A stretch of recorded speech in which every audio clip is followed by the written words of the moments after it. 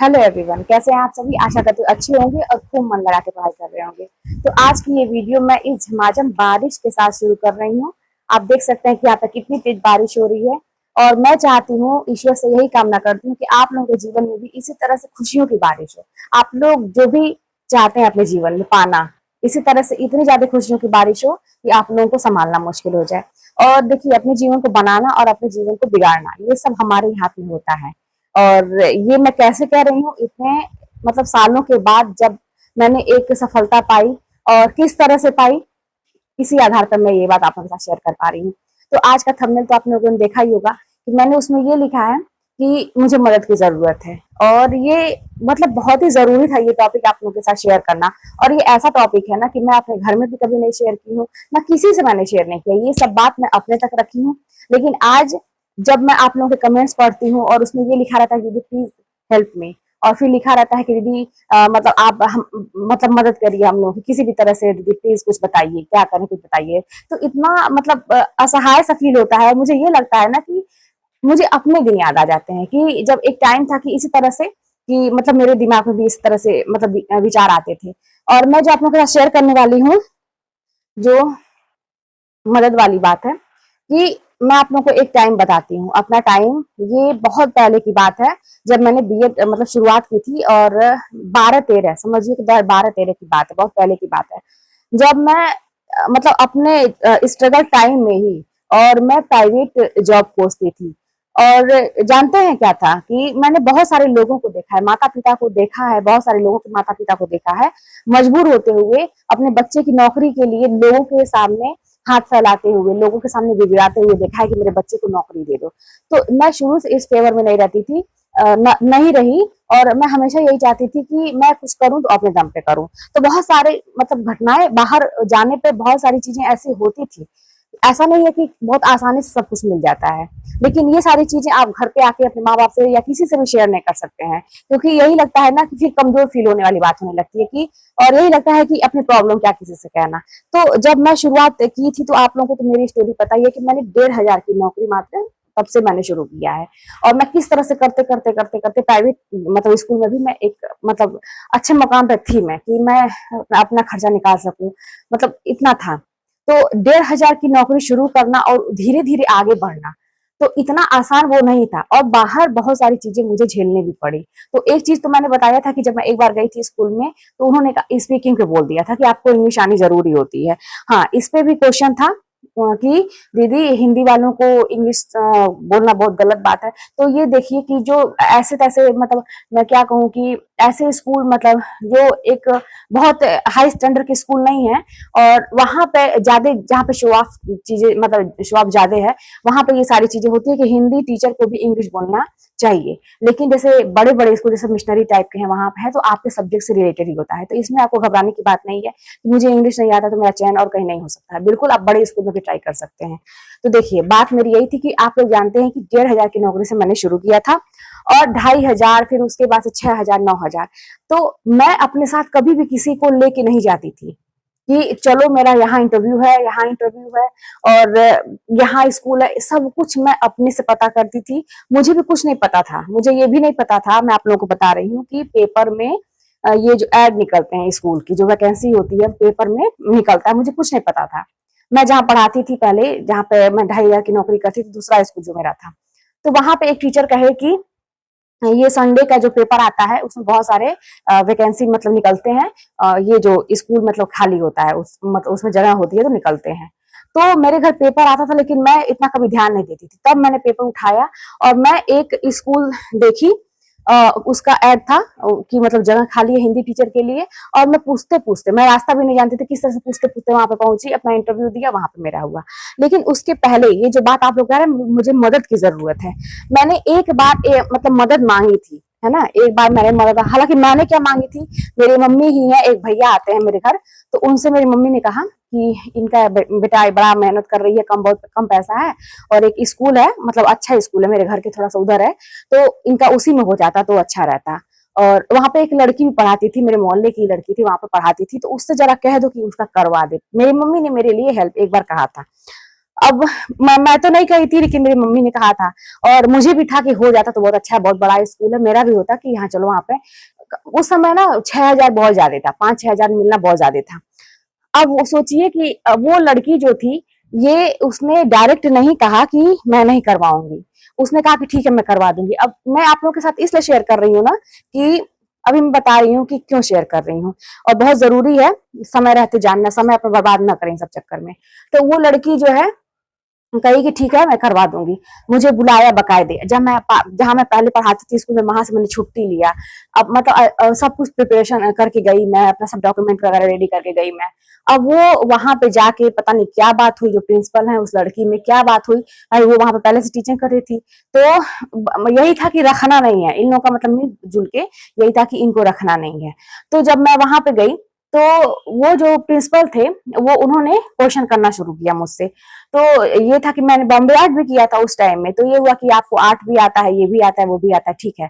तो कह रहे हैं कि आप, मैं बैठा हूँ, आप इसी तरह से मुझे बना दीजिए, बैठे बैठे जैसे मैं बैठा हूँ सेम इसी तरह से बना दीजिए। और भी कई ऐसे ऐसे टास्क मुझे उस समय दे रहे थे तत्काल में कि आप कर ही ना पाए, है ना, क्योंकि उनके मन में पहले से था कि इनको रखना नहीं है। और वो लड़की मेरे सामने ऐसा बन रही थी कि नहीं आपका हो जाएगा, क्लियर नहीं कुछ बता रही थी। मुझे ऐसे लोगों पे खराब लगता है कि जो लोग दूसरों को फंसाते हैं किसी बात में, हाँ हाँ हाँ हाँ करते हैं, क्लियर नहीं करते हैं, अगले की भावनाओं के साथ खिलवाड़ करते हैं। तो वहां पे इस तरह से हुआ, फिर कहा ठीक है जाइए मैं बताऊंगा आपको। तो मुझे ऐसा फील हुआ अंदर से कि मतलब ऐसा ऐसा ये चीज मुझसे कह रहे थे जो कहीं नहीं पूछा जाता, इतना मतलब बेवकूफ तो कोई नहीं, सब पढ़े लिखे हैं, तो मतलब जिसकी जरूरत नहीं थी। तो यानी कि मुझे रखेंगे ऐसा फील आता, लेकिन वो लड़की तब भी कह रही थी कि मैं आपका करवा दूंगी दीदी, मैं आपका करवा दूंगी, या इस तरह से। मैं चली आई, और वही बात है कि मुझे पता नहीं था कि पेपर में ऐड भी निकलते हैं। उसके बाद से एक टीचर ने कहा कि संडे के पेपर में निकलता है। मैंने ऐड देखा, मैं परेशान थी उस समय, मुझे जॉब चाहिए थी, चेंज करना था मुझे, वही था कि कम पैसे थे तो मुझे चेंज करना था। मैंने ऐड देखा, और मैं पूछते पूछते बिना किसी सोर्स के, बिना किसी जाने अनजाने में पूछते पूछते स्कूल तक पहुंची। वहां पे मैं अनजान लोगों के बीच में बैठी थी, वहां पे जरूरत थी उन लोगों को टीचर की, उन्होंने क्वेश्चन जितने भी किए मैंने अच्छे जवाब दिया, लिखने के लिए दिया। और मुझे आज भी याद है कि पहला लेख उन्होंने कहा था अनुशासन पे एक आप मतलब निबंध टाइप आप लिख के दिखाइए अनुशासन पे, मुझे आज भी याद है। तो मैं उस समय ना ग्रेजुएशन का संस्कृत का, आप लोग को पता है ना, ग्रेजुएशन का संस्कृत का मैं पेपर भी देती थी। तो उस टाइम में मैं जेल पेन से लिखती थी, और लिखते लिखते ना मेरी जेल पेन ना थोड़ा सा मोटा हो जाता है, लास्ट में बड़ा अच्छा लिखने लगता है, तो मेरे पास वही वाली पेन थी। तो वो मैम कहीं कि आप लिख के दिखाइए। तो वहीं पे लोग बात कर रहे थे, और मैं वहीं बैठ के लिखने लगी, तुरंत मैं लिखना शुरू कर दिया अनुशासन पे। तो वो लोग बात कर रही थी, तो मैंने डायरेक्ट कह दिया कि मैम प्लीज डिस्टर्ब हो रहा है और मैं लिख नहीं पा रही हूँ। तो ओके ओके, आप वहां चले जाइए, मुझे दूसरे कमरे में बैठा दिया लिखने के लिए। तो इस तरह से बिना डरे, बिना किसी सोर्स के, मैं अपने से जब गई, और वो मेरी राइटिंग देख के, और जो लिखने का मेरा तरीका था, इतनी खुश हुई कि वो तुरंत मुझे मतलब अपॉइंट कर ली। और वहां पे मतलब मेरी सैलरी भी मतलब 6,000 की सैलरी पे मुझे रख लिया गया तुरंत। अब सोचिए कि 2,500 से 6,000 पे मैं आ गई तुरंत। मेरी तो खुशी का ठिकाना नहीं था कि 2.5 से 5 होता है ना दुगना, लेकिन यहाँ तो 6 मुझे मिल रहा है। तो उसके बाद से अब वो लड़की जो मेरे मोहल्ले की थी, जो बार बार मुझसे कह रही थी कि मैं करवा दूंगी, और दिमाग में कुछ और चल रहा था, लोगों का प्लान था कि नहीं करना है। अब जब उससे तो मैंने, जब ऐसा मेरा हो गया, मैंने यहाँ पे तुरंत नहीं कहा, जब मैंने दूसरे दिन ज्वाइन कर लिया, ये हो गया कि हाँ मुझे पढ़ाना है, तब मैंने बताया कि मेरा हो गया। उस लड़की से मैंने बताया कि हो गया। अब वो लड़की परेशान हो गई कि मतलब इनका हो गया। अब वो मेरे पीछे पड़ गई कि आप करवा दीजिए अपने स्कूल में, अगर आपके स्कूल में वैकेंसी खाली है तो आप करवा दीजिए। अब सोचिए कि उसने मेरा तो नहीं करवाया, लेकिन मैं कही कि ठीक है आप तुम आओ और मैं मैम से बात करती हूँ। उसको मैंने उसका रिज्यूमे लेके बुलाया अपने स्कूल में, और उसका मैंने दिलवाया कि मैम ये लड़की है, और इस मेरे मोहल्ले की है, मेरी बहन लगती है, इसका आप कर दीजिए। तो उस टाइम तो सीट फुल हो गई थी, क्योंकि वो लास्ट मतलब एक दिन इंटरव्यू ले रहे थे, लास्ट इंटरव्यू था, सबको उन्होंने सीट फुल कर, ठीक है मैं बताऊंगी बाद में। सेम प्रोसेस दोहराया गया जैसे उसने मेरे साथ किया था, लेकिन मेरे मन में कोई ऐसा नहीं था कि नहीं करवाना है। मैंने डायरेक्ट मैम से कहा कि कर दीजिए इसका, लेकिन जगह नहीं थी। तो इस तरह से देखिए, तो उसके बाद से ना मुझे एक सबक मिली कि मैं कभी भी लोगों से हेल्प नहीं लूंगी, जो भी करूंगी बाहर में कुछ भी झेलूंगी, लोगों की 10 बात मैं सुन लूंगी, कुछ भी अपनी लाइफ में झेलूंगी, लेकिन मैं किसी के थ्रू नहीं जाऊंगी कहीं भी।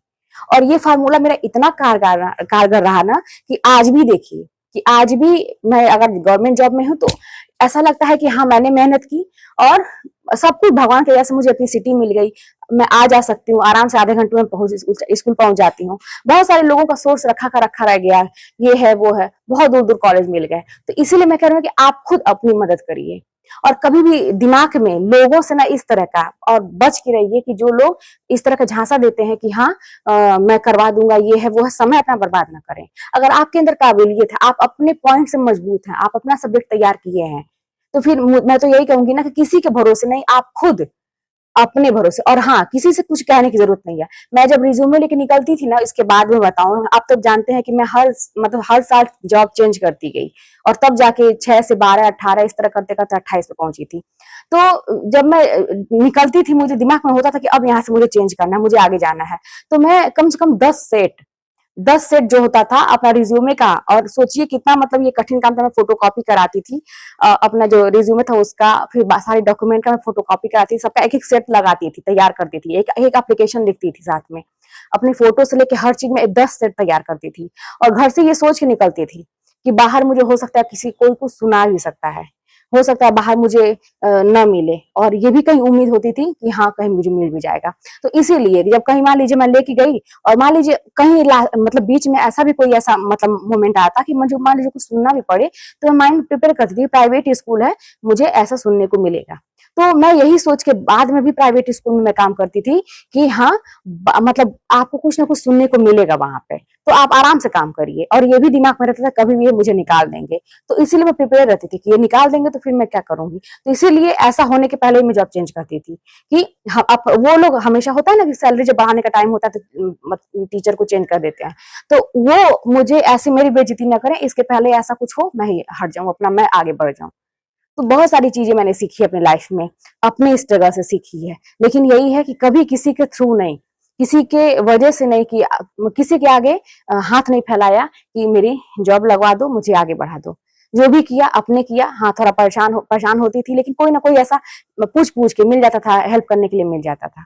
ठीक है, तो फिर चलिए मिलते हैं नेक्स्ट वीडियो में। वीडियो लंबा हो जाता है, ये बहुत बड़ी चीज थी, और आप लोग अपने दम पे कुछ करने का सोचिए, और जिस दिन ऐसा सोच लेंगे ना, आप लोग जरूर आगे बढ़ जाएंगे। बस अपने सब्जेक्ट से मतलब स्ट्रांग रहिए और एकदम मजबूत रहिए कि हाँ कोई भी करेगा, मैं किसी से कम नहीं हूँ, और मुझसे कोई कुछ पूछेगा तो मैं आंसर दे सकती हूँ।